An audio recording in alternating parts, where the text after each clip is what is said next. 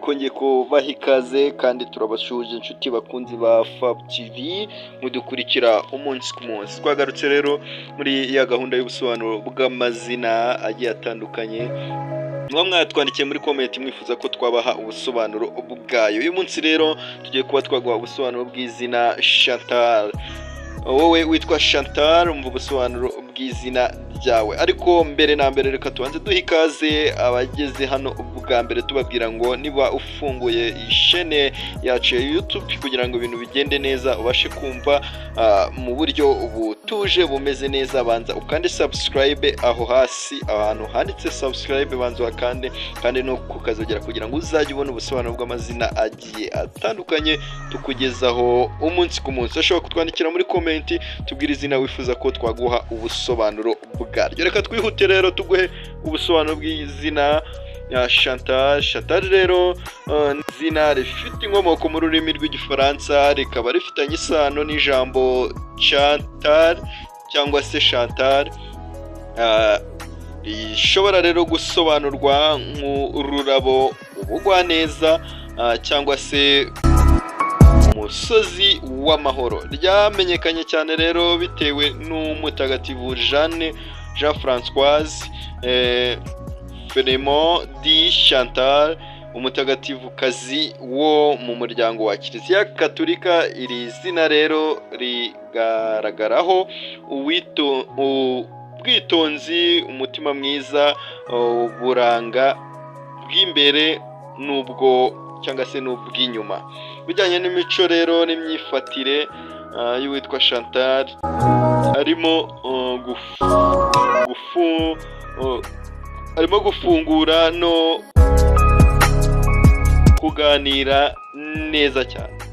Chantal ni umuntu rero ushobora kuvugana n'abandi mu buryo buboneye, akunda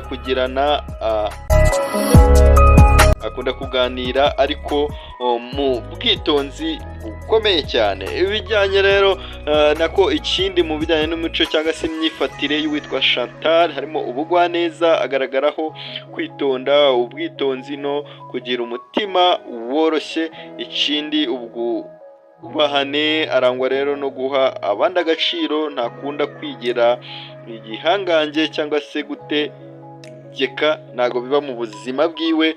Si ibyo gusa kandi harimo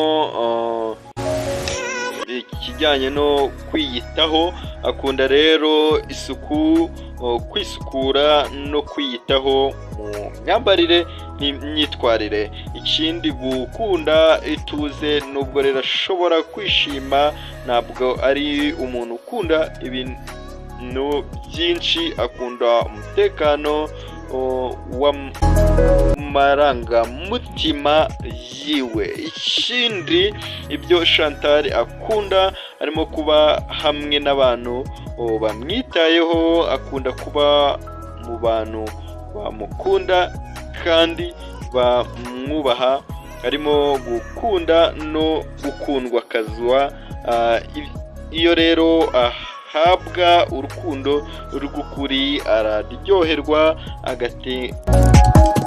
agatanga byinshi nawe. Si ibyo gusa kandi mu byo akunda harimo ibintu by'ubwiza, akunda ibintu bito bito birimo ubugeni, indabyo, umuziki woroshye cyangwa se n'ibikoresho byiza byo mu rugo. Ikindi akunda, umuntu witwa Chantal akunda harimo gufasha abandi. Chantal afite umutima woroshye, akunda gutanga no gufasha. Mu bijyanye n'ibyo Chantal yanga harimo ubusumbane n'akarengane, yangira rero kurenganywa cyangwa se kureba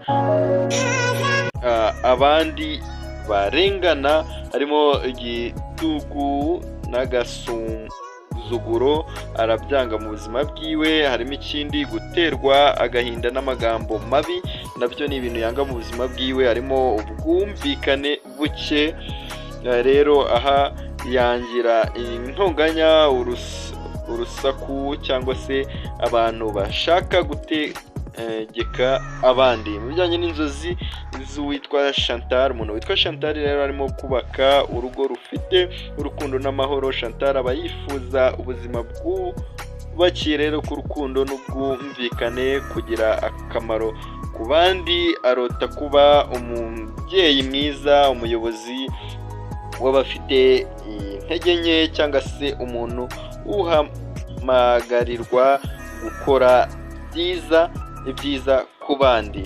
Ikindi dushobora kuba twakubwira harimo gutunganirwa mu mibereho. Inzozi ze zishobora kuba umukobwa w'icyitegererezo, wifitiye icyizere kandi wubahwa, kugira impano zizamuha abandi cyangwa se zizamura abandi. Arashobora rero gukunda inzozi zo gukora mu burezi, ubuvuzi, umuryango cyangwa se umuziki n'ubugeni. Iyo rero yari ubusobanuro bw'izina Chantal. Wowe witwa Chantal, menya ubusobanuro bw'izina ryawe, naho mu kanya rero ubusobanuro bw'ayandi mazina agiye